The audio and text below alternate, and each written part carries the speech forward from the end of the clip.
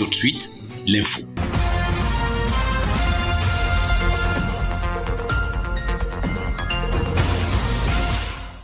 Donnez votre sang pour faire battre le cœur du monde. C'est sous ce thème qu'a été observé le 14 juin 2021 la journée mondiale du donneur du sang. En Ngaoundéré, chef-lieu de la région de la Damawa, l'organisation non gouvernementale Arewa Medicare a marqué d'une pierre blanche l'événement par une mobilisation dans les artères de la ville.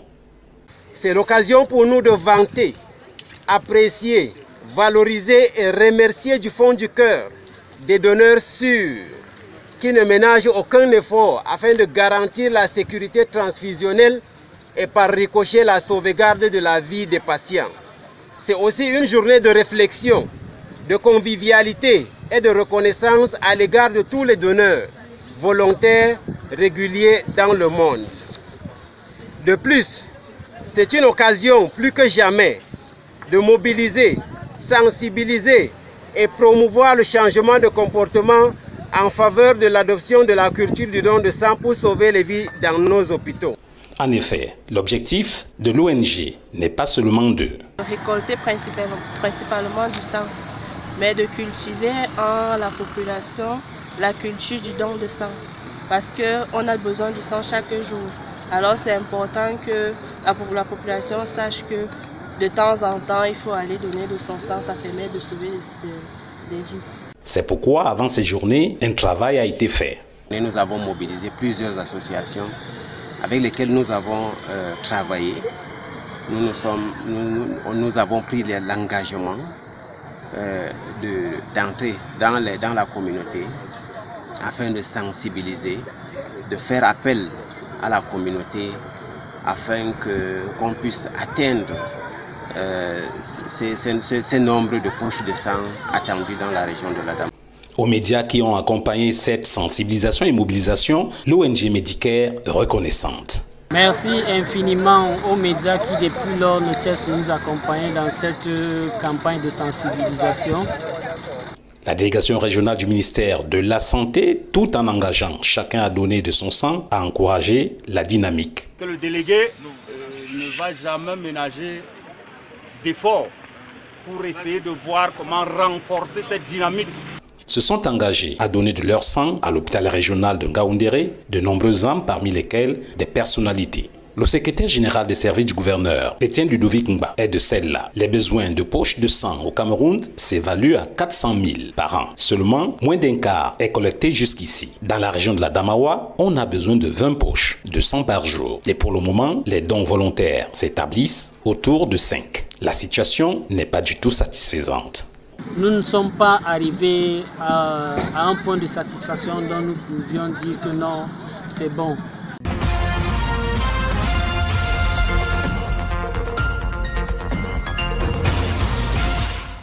Rénové, équipé de plateaux techniques au service de spécialistes formés, l'hôpital régional de Marois, qu'a visité l'ambassadeur de France au Cameroun, son Excellence Christophe Guilou, le 8 juin 2021, est prêt à accueillir les malades de fistules obstétricales et de bec de lièvre, voire de maladies chroniques.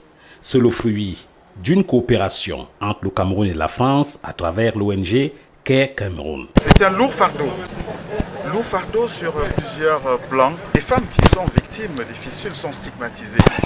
Dans la prise en charge de ces pathologies-là, il sera question pour nous, n'est-ce pas, de bénéficier de cet appui de l'ambassade de France à travers l'ONG Care Cameroun pour prendre en charge ces patientes-là. Donc nous pensons que c'est quelque chose de très important qui contribuera, à côté de tout ce qui est déjà fait, à améliorer davantage l'état de santé de nos populations. Et ça, c'est pour le bien de ces femmes-là. Le diplomate français, qui n'en est pas à sa première visite, n'a pas fait mystère de sa présence. C'est ma deuxième visite à l'hôpital régional.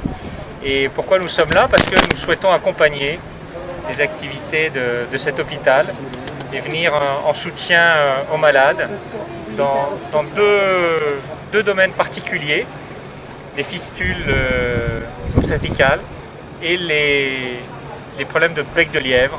Ce sont des vrais problèmes de santé publique, ici aussi, qui ont tendance à ostraciser celles qui en sont malades, en particulier les femmes.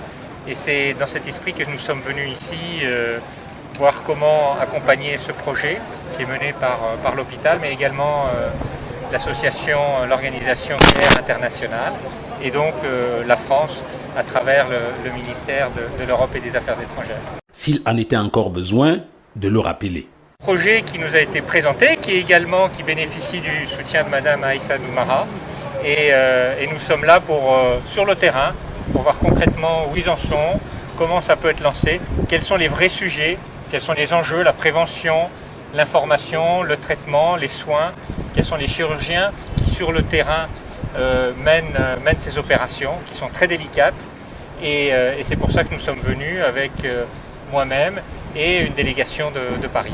Impressionné par la métamorphose de cet hôpital, Christophe Guillot s'est réjoui de ce que les malades n'auront plus à se déplacer pour Douala et Yaoundé. Je suis impressionné par les changements que j'ai pu constater sous la direction de son très dynamique directeur de l'hôpital, qui est en train de rendre cet hôpital comme un hôpital de référence, et sur les pathologies les plus graves. On parlait tout à l'heure des problèmes de fistules, de bec de lièvre.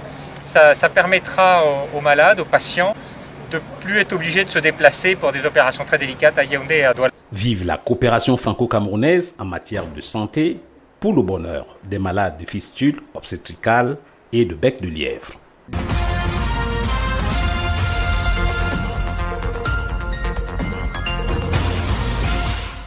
Renseigner les entreprises locales sur la nécessité d'adopter les technologies innovantes en vue d'assurer leur survie et leur compétitivité dans le monde du commerce international. C'est l'objectif poursuivi par cet atelier de sensibilisation à la veille technologique initié à Douala par la CECIMA, entendez la Chambre de commerce, d'industrie, des mines et de l'artisanat. Les entreprises camerounaises en particulier sont consommatrices des technologies importées. Des technologies qui des fois sont obsolètes, ne sont pas adaptées aux préoccupations réelles de notre économie. Donc il était important pour la Chambre de commerce, d'industrie et des mines de l'artisanat d'apporter aux entreprises des éléments qui les aident à se prémunir des risques de cette globalisation-là et de prendre les meilleures décisions d'investissement. La CECIMA a tout fait de procéder à une mise à jour de ces données en son sein. Nous avons fait de la veille à leur place, de veille sur mesure à leur place. Donc ces outils sont disponibles au niveau du centre d'information et de documentation économique de notre chambre de commerce. Nous avons Evernote qui est là, nous avons Madtrip également qui est là. Nous sommes en train de travailler avec Compass pour acquérir également cette base de données qui permettent aux entreprises d'être au courant de toutes les innovations technologiques du moment. Parce que notre souci, c'est que lorsque les entreprises doivent commander leurs équipements, qu'elles commandent les équipements qui permettent d'être compétitifs, plus d'importer des équipements vieilles, plus d'importer des équipements polluants, des équipements qui ne leur permettront pas d'être aussi à la pointe comme les autres entreprises. Initiative salutaire pour ces investisseurs qui entendent saisir les opportunités de développement de leurs projets. Nous avons des concurrents qui naissent tous les jours. Nous avons également des produits semblables qui sortent de tout le monde entier et personne ne vient vous faire du cadeau. Et là, il faut créer vos stratégies personnelles pour essayer de contourner et rendre votre entreprise pérenne. Une plus-value à l'essor du tissu économique camerounais qui ne demande qu'à être mise en exergue.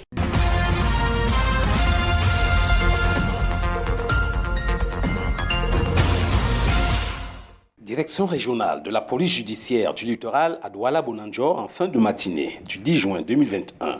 3 individus de moralité douteuse sont présentés à la presse pour activités dangereuses, le braquage. Ils sont âgés de 25, 36 et 39 ans. L'un d'eux, détenteur d'une arme à feu, clame ne l'avoir jamais utilisée. En fait, déjà, si je suis là, c'est par un aspect de dénonciation. C'est vrai que j'étais détenteur d'une arme à feu, mais je dis devant tout le monde entier, je n'ai rien fait avec. Certes, je voulais la commercialiser. Je ne sais si c'est par là où les écoutes sont arrivées au niveau de la police judiciaire. Donc, tout ce que je peux dire, c'est que je demande d'abord les excuses à la nation pour mon erreur parce que je n'ai pas su que, ayant ramassé une arme à feu, on doit l'octroyer, on doit la remettre autant pour moi à la justice. Et en ma qualité de délinquant primaire que j'étais, j'ai eu peur qu'en venant remettre, on pourra me coller un motif. Mais fin des fins, j'ai été surpris que soudainement, on vient me réveiller chez moi et que je remette l'arme à feu. Moi, une seule chose est la suivante, je n'ai rien volé, je n'ai rien pris à personne. Parce que si j'avais pris, voilà, un mois que je copie là, je suis sûr qu'après plusieurs confrontations, quelqu'un m'aurait indexé. Ça, c'est tout ce que je pourrais dire. Je demande clémence. Au fait, elle était dans un sac. C'est un petit frère qui a pris le sac dans le déblocage de la voiture. Et il est venu nous trouver comme on reste souvent. Le temps de fouiller, il a vu ça. Bon, je l'ai appelé à côté. Je lui ai dit qu'il se calme. Je l'ai laissé partir avec le salaire qui avait 85 000. Je lui ai dit que je vais vendre ça et je vais le rendre compte. Mais fin de fin, j'ai fait la prison. 6 ans. Coaction de vol à main armée. Pour faire le point, voici les explications du chef de service des recherches et des enquêtes criminelles à la PJ, le commissaire Gérard Essono Edou. Nous avions fait état d'une procédure suite à un braquage au quartier Ndokpassi. Au cours de la procédure, nous avions interpellé l'un des individus et l'un d'eux était décédé. Les enquêtes ont continué et l'exploitation des différents éléments en notre possession nous ont permis de mettre la main sur 3 autres de ces braqueurs. Certains n'ayant pas forcément opéré dans le braquage Ndokpassi, mais ayant avec l'individu qui a été déféré la semaine dernière, ayant opéré dans le cadre d'autres braquages. C'est ainsi qu'ils ont été interpellés au quartier Bepanda, PK9 et Ndokpassi. Dans leur domicile, nous avons pu saisir un pistolet automatique de marque École Volga, une boîte chargeur garnie de munitions de calibre 9 mm, une arme de fabrication artisanale et 2 munitions de calibre chez Membi André. Par la suite, les éléments que nous avons pu recueillir chez les suspects nous ont fait part de la présence de l'un de leurs complices du côté de la ville de Bertois. De même, les enquêtes seront en cours afin que nous puissions recueillir tous les membres de ce gang. Mais d'ores et déjà, nous pouvons rassurer la population de ce que nous sommes à pied d'œuvre afin de pouvoir contribuer efficacement à la lutte contre la criminalité. Nous leur demandons à cet effet de faire confiance aux autorités de police et de nous signaler tout cas suspect qui pourrait nous aider à retrouver les auteurs d'actes criminels. Avis à tous ceux qui ont décidé d'exercer le métier de braqueur. Les forces de sécurité qui veillent au grain sont à leur trousse.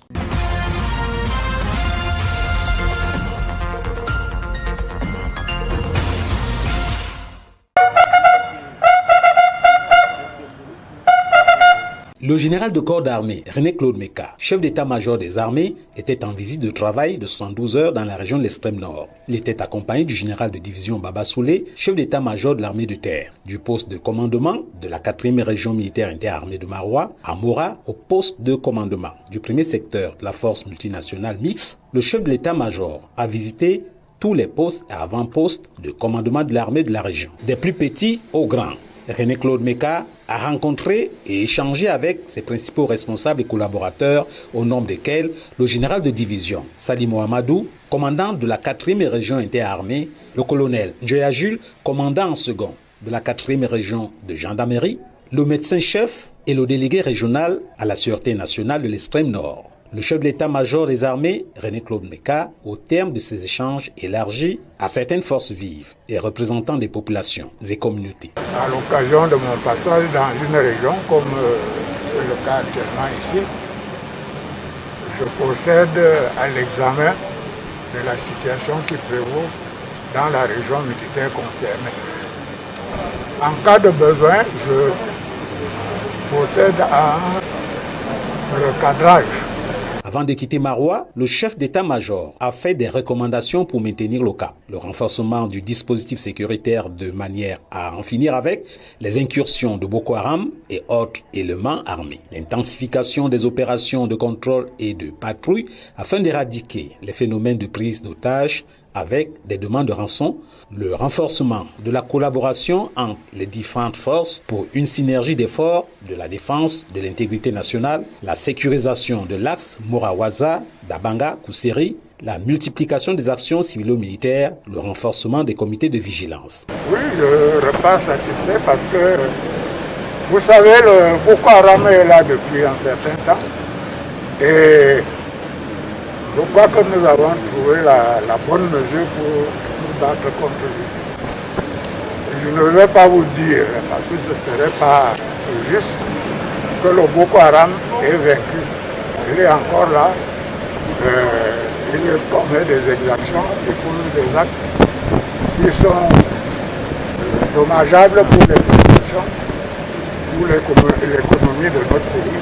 Mais nous tenons le bon bout. C'est satisfait de sa mission que le chef d'état-major de l'armée camerounaise a quitté Maroua dimanche 6 juin 2021.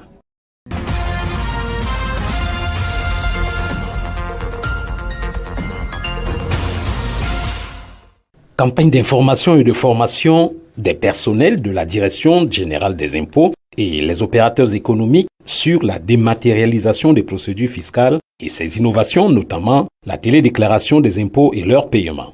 La caravane de la Direction générale des impôts a fait halte au centre des impôts de l'extrême nord à Maroua le 4 juin 2021. Au programme de la formation, 5 modules.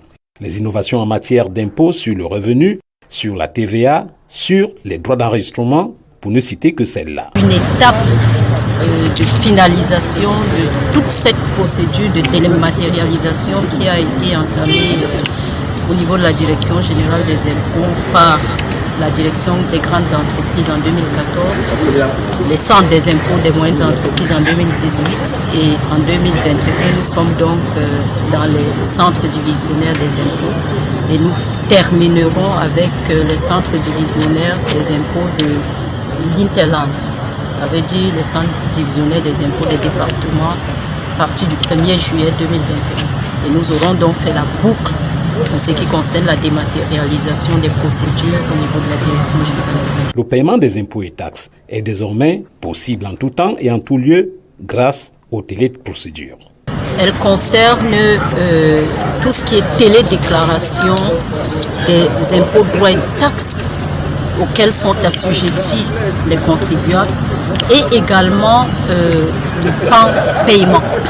Aujourd'hui, les paiements vont être faits et sont même d'ailleurs faits autant par le téléphone portable que par le virement bancaire et en espèces au niveau des guichets de banque.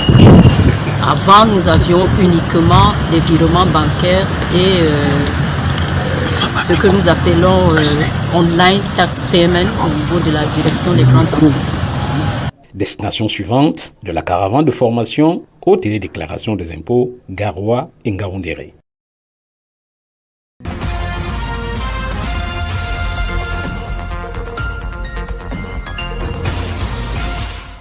Des distinctions honorifiques aux travailleurs méritants de la région de la Damawa, dans le cadre de la fête de l'unité nationale, commémorée le 20 mai 2021. Le gouverneur Kildadi Boukar en a présidé récemment la cérémonie de remise. Au nom du président de la République, le patron de la région du Château d'eau du Cameroun et ses collaborateurs, le préfet de la Vina, les sous-préfets de Ngaoundéré 1er, 2e et 3e ont épinglé aux récipiendaires les précieux métaux. Aucun secteur de la société n'a été oublié. La cause du glissement de la date de cette disposition qui récompense le mérite, encourage la productivité est la pandémie de la Covid-19. Ça devrait être le 20 mai, mais nous avons préféré le faire différé à cause de la conjoncture marquée par le coronavirus. Nous voulons relever la détermination et la volonté farouche du chef de l'État à relever tous les défis. Cette cérémonie a eu lieu grâce à son intelligence et en mettant l'homme au centre de ses actions, tout naturellement donc, certains Camerounais viennent d'être décorés aujourd'hui. Quelques récipiendaires à la fin de l'heureuse cérémonie. C'est ma première médaille La joie est à son comble. Nous sommes vraiment reconnaissants de cette marque de gratitude que le haut commandement nous a offert. Expression de confiance, de remerciement et d'une invite renouvelée, n'est-ce pas, à être un serviteur dévoué, à être un serviteur laborieux et aussi à respecter la déontologie pastorale et étatique. Il y a déjà cette passion, cette volonté qui fait à ce que je puisse porter haut l'image des aéroports du Cameroun à l'aéroport de Ngaoundéré. C'est une interpellation à plus de travail, à plus d'ardeur au travail. Je ferai davantage plus d'efforts, non seulement pour me maintenir, mais pour mieux encadrer mes étudiants. Pourquoi ne pas le redire? C'est le travail qui paye.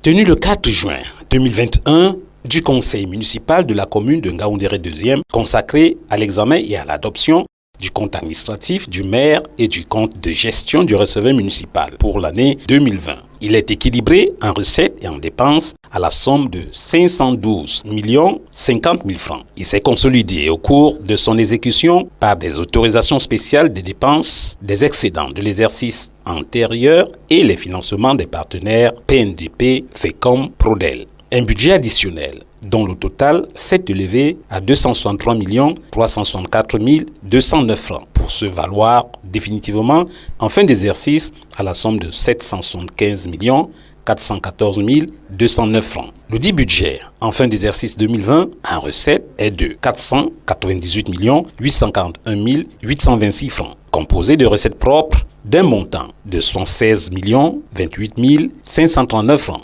soit 15% de la recette globale. Le budget 2020 a été exécuté à 64%, d'où le satisfecit du représentant de l'État qui a tout de même relevé quelques manquements au niveau de la collecte des impôts dans certains domaines. Non sans inviter à plus d'efforts pour une amélioration. Ce budget qui a été exécuté en l'année 2020 a été exécuté selon les règles de l'art. Il a été exécuté pour le financement d'un certain nombre de projets qui étaient programmés dans le plan communal de développement. Il a été exécuté pour améliorer le cadre et les conditions de vie des populations. Et je pense que nous sommes satisfaits de ce qui a été fait. Plus d'1 milliard, 2 millions ont été investis en 2020 et le chef de l'exécutif municipal compte en faire davantage avec l'aide des partenaires. La commune de Ngaoundéré a plusieurs partenaires. On l'a cité dans le cadre de notre mot de bienvenue. Nous avons le premier partenaire de FECOM avec qui nous avons entrepris, nous avons signé une convention pour la construction de 126 boutiques pour un montant de 479 millions. Nous avons le Prodel avec qui nous avons signé une convention pour le financement des projets à hauteur de 600 millions cette année en Ngaoundéré 2e. Avec le PNDP, il y a beaucoup d'autres projets. Il y a un pont de plus de 100 millions et un grand magasin de stockage de produits agroalimentaires à Daran qui a été signé et nous attendons le lancement des marchés pour que ce projet soit palpable sur le terrain. C'est par un appel au civisme que le préfet de la Vina a clos les travaux. On ne peut plus, dans la ville de Ngaoundéré, trouver des gens qui demandent les balances sur la route. On ne peut plus trouver des gens qui balayent leur maison et vont vider les ordures dans la rigole. Tout ça là, c'est des choses qu'on ne doit plus avoir. On ne peut plus avoir des gens qui vivent en ville et qui ont la brousse devant leur maison, au point où d'autres posent même des pièges, des rats et des serpents devant leur maison. En ville, ça ne doit pas exister.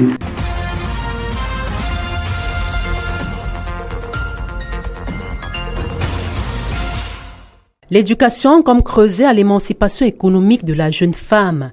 C'est le plaidoyer porté par ONU-SIDA en faveur de la scolarisation des jeunes filles au Cameroun pour faire fléchir la courbe des nouvelles infections VIH au sein de cette cible. Et pour y parvenir, une synergie d'action est plus que nécessaire autour de l'initiative Éducation Plus. Au Cameroun, nous avons encore 17 000 nouvelles infections par an. Nous avons constaté que ces infections sont beaucoup parmi les jeunes et surtout parmi les jeunes femmes et les adolescentes. Les jeunes femmes et les filles adolescentes âgées de 15 à 24 ans sont 9 fois plus infectées avec le VIH que les garçons et les hommes du même âge. Donc, c'est inacceptable. Il faut faire quelque chose. Une sensibilisation, renforcement des politiques autour de l'encadrement des adolescentes qui a connu l'adhésion des agences onusiennes et de 8 ministères, entre autres le ministère de la Santé publique et celui des enseignements secondaires.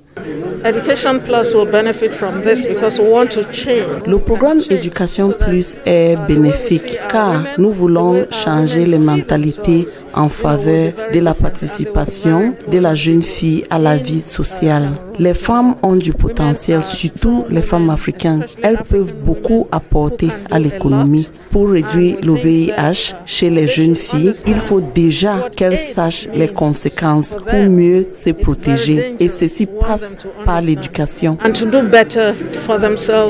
Prenant la parole, le secteur privé porté par le JICAM a égrené un chapelet d'actions sociales jusqu'ici menées par le patronat en faveur de cette noble cause. L'exposé des organisations de la société civile est venu signifier l'urgence de l'implémentation du paquet plus de ce programme. Les packages plus, que c'est aussi l'éducation sexuelle et sur la santé reproductive, la transition de l'école dans la vie active, dans les marchés du travail, que ce soit dans les formels ou dans les formels, la prévention de la violence basée sur le genre, etc. Mais aussi l'hygiène menstruelle. L'objectif final poursuivi ici est l'éradication du VIH et l'amélioration de la situation économique et sociale des jeunes femmes et de la population dans son ensemble.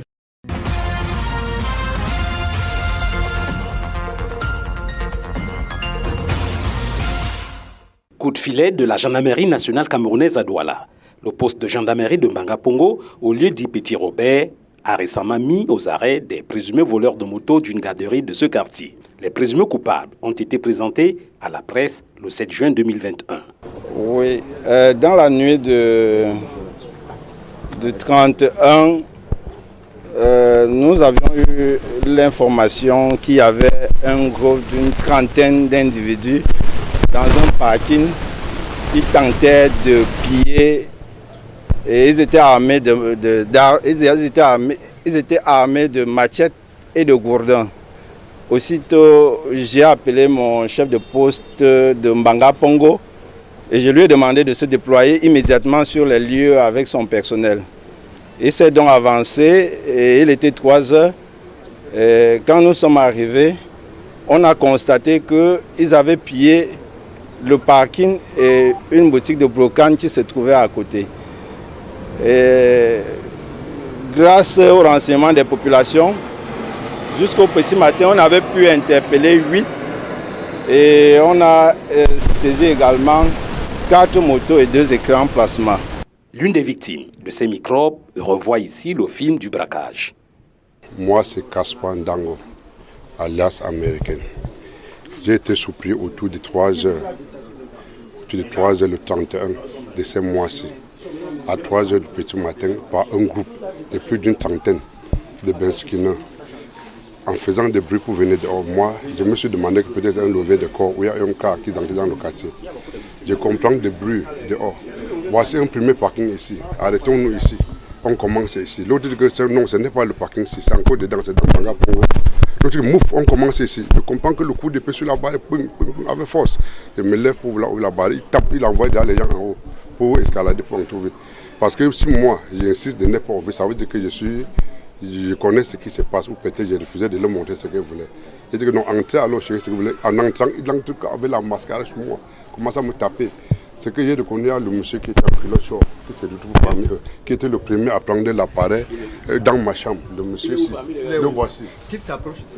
Qui s'est mis dans ma chambre, il a arrêté, et le petit ampli qu'on doit saisir à main, voilà ça là-bas. Mets ton nom au niveau de la porte. Entrez avec. Je suis le premier à prendre l'appareil dans ma chambre, pendant qu'on me tapait avec mon enfant de 12 ans. Si donc frapper l'enfant n'a pas été tombé à terre, je crie maintenant à mon patron, à l'enfant, que bon, pardon pour signaler là-bas que si vous voyez les Benskiner sortir avec des groupes de choses, pardon, vous arrêtez, c'est moi qu'on a en train de tuer, nous sommes en train de faire mon parti. Vous arrêtez. C'est là que l'enfant faufile entre eux. Cependant, d'autres sont venus arrêter la gendarmerie. Depuis la création du poste de gendarmerie de Mbanga Pongo, le quartier a retrouvé sa quiétude. Le poste de gendarmerie de Mbanga Pongo a un personnel dynamique qui procède par des patrouilles pour balayer la zone et la rendre accessible. C'est accessible, c'est-à-dire vivable, en éloignant au sein des populations le mauvais grain, tels que ceux qui font dans la consommation des stupéfiants, les bandits de grand chemin et autres. Avis donc aux hommes sans foi ni loi de la ville de Douala, ceux de Mbanga Pongo en particulier.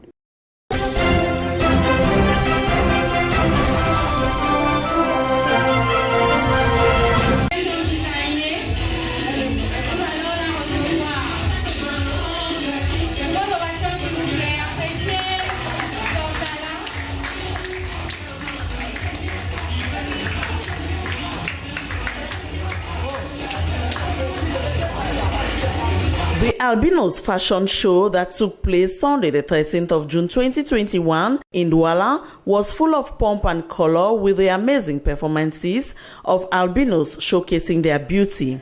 A performance which sent a message to the public. They are the same like others regardless the color of their skin.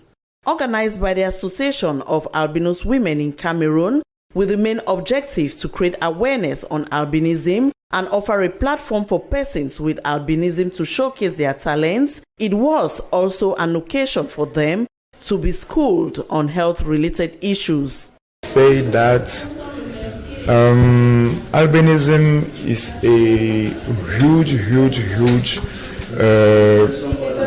disease, not disease but condition that could give us skin problem, ophthalmological problem, and to prevent skin problem, albino has to preserve themselves for sun and for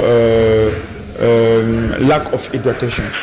Adding more valor to the events were public figures such as Stanley Eno and Kibon Enfi, a US-based Cameroonian designer who advised albinism is not a handicap. Of this event, I'm particularly very interested in albinism because it took a lot of education for me to be able to honestly appreciate the beauty and the challenges that these people go through. So it's really an honor for me to be here. And as you know, one of my top models in my company is an albino. Actually, the face of Cameroon Clothing Company is an albino. Yes. Presenting the 2021 Miss and Mr. Albinos, Chimi Maeva, the Miss Albino, stressed she will not relent efforts to educate the population on the plights of albinos. Activities that I obtain first sensibilization is the most important thing that I will do, sensibilization of population.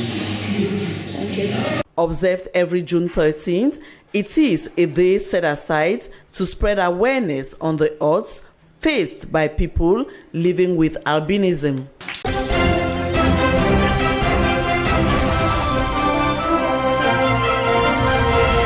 The rector of the University of Douala, Professor Magloire Ondoa, has installed 3 new officials recently appointed by the head of state at the University of Douala. On May 26, 2021, the head of state, President Paul Biya, in a communique, appointed Ekambi Dibonge Guillaume, vice rector in charge of research, cooperation, and relationship with the business world. In the same communique, Modiko Kobebe Henri Desiree and Mbagambindi Marie Alain were equally appointed respectively as Secretary General and Director of Academic Affairs and Cooperation at the university. For them to fully take function after their nominations, they have been installed this June 10, 2021 by the Rector of the university. Attended by government officials and native authorities of the Littoral region, the installation ceremony also had the participation of friends, well-wishers and students of the institution. After a honorific presentation of the nominees, Professor Magloire Ondoa declared them installed. Toute chose, remercier le chef de l'État et tous ses proches collaborateurs qui ont permis cette nomination. Remercier tous ceux qui m'ont soutenu jusque-là. To add more joy in the already festive mood,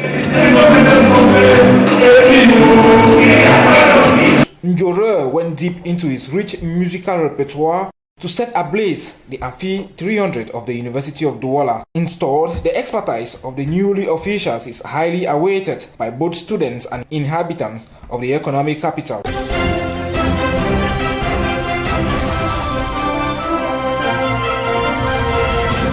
Laying down rules to respect the terms for the employment of temporary workers in enterprises and the promotion of vocational training is the raison d'etre of a workshop that opened in Douala Wednesday the 9th of June 2021.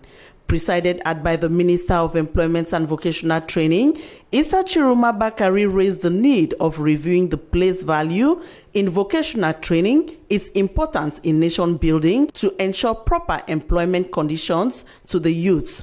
The private sector and para-public sector being the main users of temporary workers, it is observed generally they do not follow the right procedure of recruitment, said to be abusive, recruiting mostly foreigners. We want to promote and to tell people that there is a framework that governs the employment, the temporary employment in Cameroon.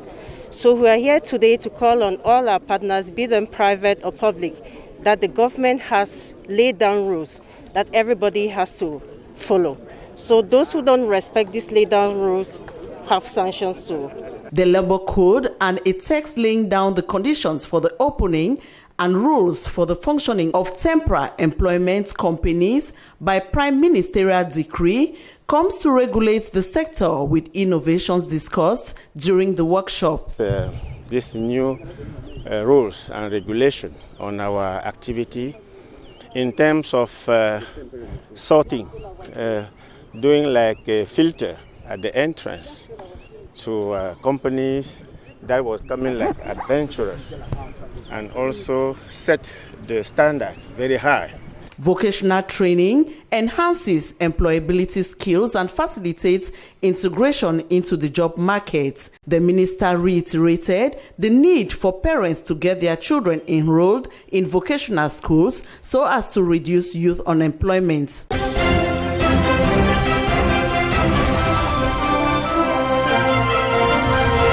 Apart from spiritual grooming of Christians, the church remains one of the development agents in every community. It is in this light that these 52 graduates, among which were 47 pastors from the Apostolic Church in Cameroon, were successfully trained in the field of Higher Technical Diploma in Development Studies, a specialized program of the Pan-African Institute for Development West Africa, PADWA, as a means to empower and make these graduates veritable agents of development in their respective communities. We've just sent out about 52 graduates.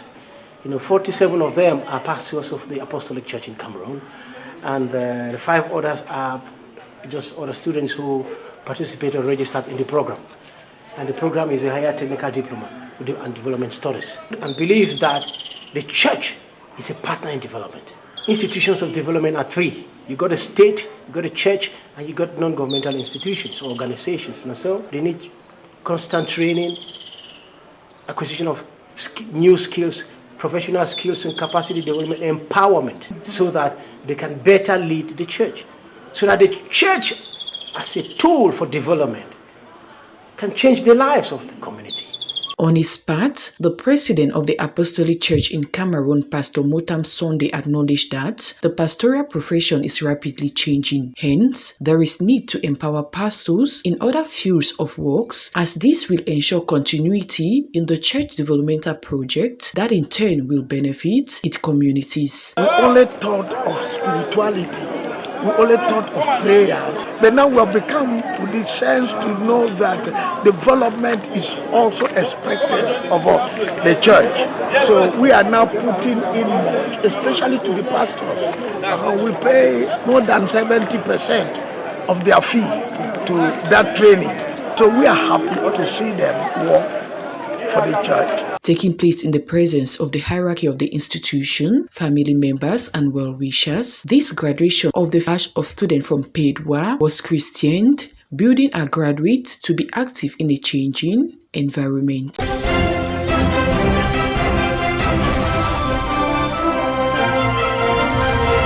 Shrimp trade being a source of economy, nutrition and employment to the Cameroon's population, the Ministry of Livestock, Fisheries and Animal Industry, in collaboration with the Food and Agriculture Organization, in a Douala workshop, are seeking ways to improve production and competitiveness through the Fish for ACP program. Opening the workshop in Douala Wednesday, June 9th, 2021, the Cameroon representative of the Food and Agriculture Organization noted the program is focused to enhance shrimp production and ameliorate the performances of small and medium-sized enterprises. Shrimp production is a good value chain choice for Cameroon for economical reasons, for biodiversity. It's important for the economical balance of the Cameroonian government. Stakeholders in the sector says the program is timely, for it will resolve some of the challenges encountered. We mostly get our financing from abroad. So we've been facing a lot of difficulty because we do not have shipping vessels to begin with. And in this type of business, we need shipping vessel and a good team of trained specialists to work, let me say, in the sector. The program, according to the Minister of Livestock, Fisheries and Animal Industries, the Fish for ACP program will pay special attention to small and medium-sized enterprises to stimulate inclusive growth and boost food security, especially for women and young people.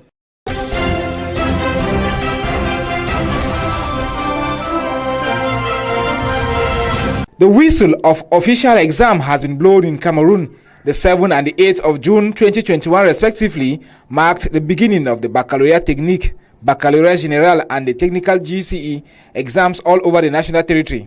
At the Lycée Polyvalent de Bonaberry and the Lycée Technique d'Aqua, strict measures have been put in place to control the students. First, it is the control of temperature, followed by the checkup of metallic objects. Once on the school campus, the students are asked to wash their hands and get rid of their bags before going into the classrooms.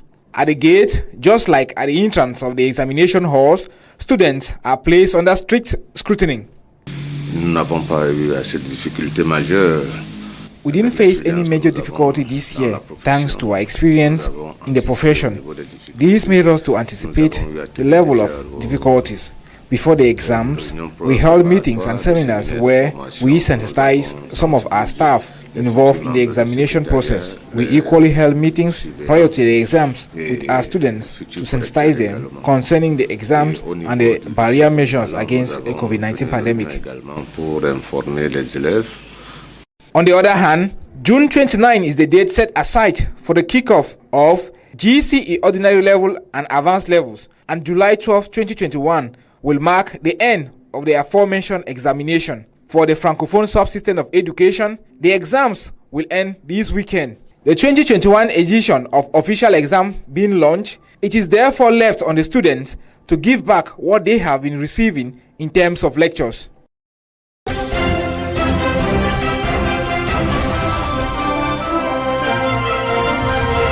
The 3 days maiden budgetary session of the Southwest Regional Assembly has ended in Buea. During this closing ceremony chaired by the representative of the state, Bernard Okalabilai, it was unveiled that the proposed budget of 2,750 million francs CFA was adopted as operating expenditure and investment for the 2021 financial year for the Regional Council, with focus on governance. Also during this meeting, 3 standing orders were adopted as it is expected to henceforth shape the conduct of Regional Council members. We adopted very interesting standing orders for the 3 institutions, the Regional Assembly, the House of Chiefs, and the House of Divisional Representatives. So it will not be possible again for many regional councillors to behave anyhow during such sessions.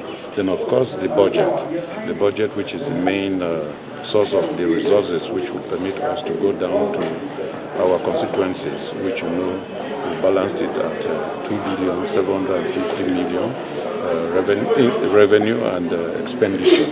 During the 2 days intensive deliberations that held at the level of different committees, some recommendations were made by committee members. Among them is the need to ensure the effective involvement of the population of the 2 English-speaking regions of Cameroon for an effective realization of the decentralization process. The people of the Southwest region, and particularly the English-speaking communities in this country, have tasted what decentralization is all about. Any attempt to undo what is decentralization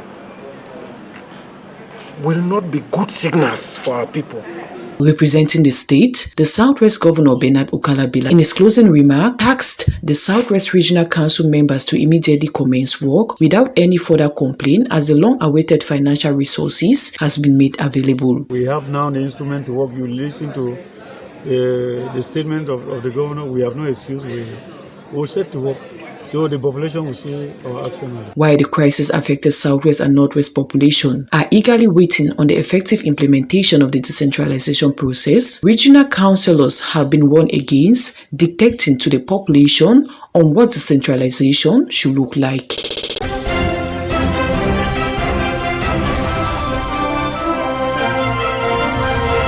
Out of the sum of 2.5 billion francs CFA set aside as projected revenue collection for the 2020 financial year of the Buea Council, 69.5% was realized for the 2020 financial year, down from 59.2% in 2019. This increase in revenue collection for the Buea Council was revealed by Barrister David Mafani Namange, Mayor of the Buea Council, during this first ordinary session of the Buea Council set aside to examine the administrative, management and stores management account for the council for the year 2021. Taking into consideration the ugly face of the COVID-19 pandemic and the socio-political crisis in the Northwest and Southwest regions, we still manage, thanks to some devoted staff and the population of Buea, not leaving out the councillors and administration, the forces of law and order, they all accompanied us to realize a budget of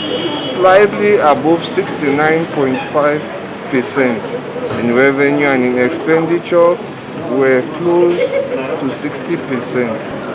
With what we realized that, thanks to God and those I cited, it was a positive year. We could have done better if we were living in peace. In his opening speech, Mayor David Mafani indicated that, despite the prevailing context of the COVID-19 and the socio-political crisis that has greatly affected the activities of the Buea Council, some projects, including the payment of salary arrears, payment of retirement benefits, payment of inherited debts, among others, were realized. We have cleared salaries arrears, we have paid salaries up to date in our Buea Council, and other investments were carried out. And I want to say that, like some roads, the street lighting of Buea municipality, we dug some boreholes because water is a problem in Buea.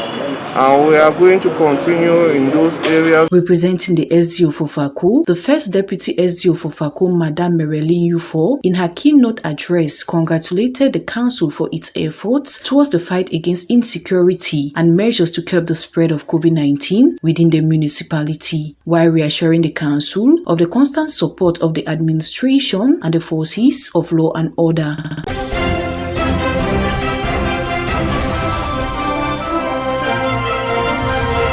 Chimi Maiva and Kenny Eme Bruce are respectively Miss and Master Albinos 2021, placed under the theme "Let's Make Discrimination a Faraway Issue." The just ended Miss and Master 2021 contest, organized in prelude to the International Albinism Awareness Day, celebrated every 13th June of the year. Organized by the Cameroon Albinos Women Association, the 2021 Miss and Master Albinos contest was at its 6th edition this June 6th at the Douala French Institute. After showcasing their beauty, intelligence, ambitions, and determination in glamorous outfits, it was time for the jury to declare the winners of the 2021 edition. I am very happy to be elected as Miss Albinos of Cameroon today at the Institute of French in Cameroon. As a Miss, we have to fight against discrimination. That is the theme of our ceremony today. I'm very happy because I have many difficulty to be here, but I do my best to have this position. To give more grandeur to this event, an enriched jury was put in place, composed of Barrister Kuwang Tembi Patricia and Angel Kosinda, contestants at the recent Miss Universe contest. I was so impressed by that election of Mr. Albinos, because all of us, we are one people. It hasn't place for discrimination and haters. And thank you so much for the president who had the idea for organizing this election. According to Barrister Kuwang Tembi Patricia, we are all handicapped. Why then castigate others? It's a very good event. It's been a very good, beautiful ceremony to choose the Miss Albinos 2021 and the Masters 2021. It's a very nice, very beautiful and a very loving ceremony, and everything went so well. And the first thing is, they don't want to be considered like outcasts. They want to be taken in inclusive, and that's our society. Nobody should think that they are from another world. We are all the same. We all suffer from one or the other discrimination if we go by that word. As the 2021 edition of the Miss Master Albinos closed its gate, it is therefore left on the winners to go and defend their one-year mandate.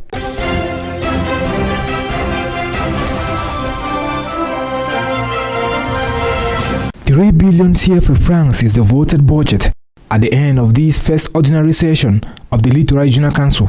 For 3 days, the president of the Regional Council plus executive bureau members and the regional councillors work day and night in order to come to a compromise. It is not a big budget, 3 billion. These 3 billion are only to put in place the organization who will help us from next year to build the littoral region, to build the development of the littoral region as we want. It should be noted that the 3 billion budget is aimed at effectively putting in place the regional council while waiting for the real budget for the year 2022 to be voted in November. In this slide, it is therefore in 2022 that works in the littoral region will effectively kickstart under the regional council. Aside the voting of the budget, many other resolutions like the putting in place of internal rules and the solicitation of FEICOM to accompany the regional council in its activities were taken. As this first ordinary session of the Littoral Regional Council ends this Wednesday, June 3rd, 2021 at the Aqua Ceremonial Hall, the month of November is expected to host the second ordinary session of the Littoral Regional Council.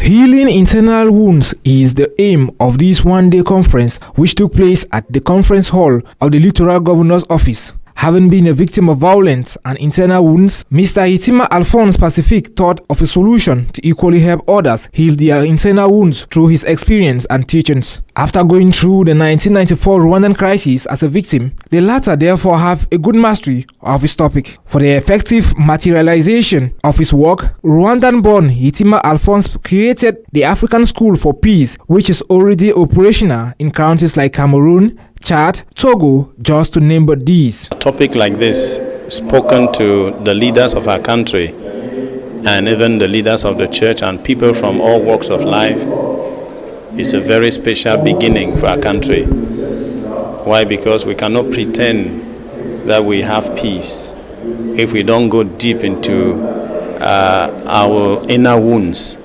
and seek for reconciliation. According to Mr. Hitima, one of the treatment for internal wounds is forgiveness. When you refuse to forgive, you can't move on. In the very presence of the Littoral Governor and a host of participants, Mr. Hitima Alphonse narrated his life and childhood during the Rwandan crisis of 1994. For the author of the book, La guérison de blessures intérieures, when you are not healed from those who hurt or shock you, you will hurt and shock those who didn't hurt or do you any wrong.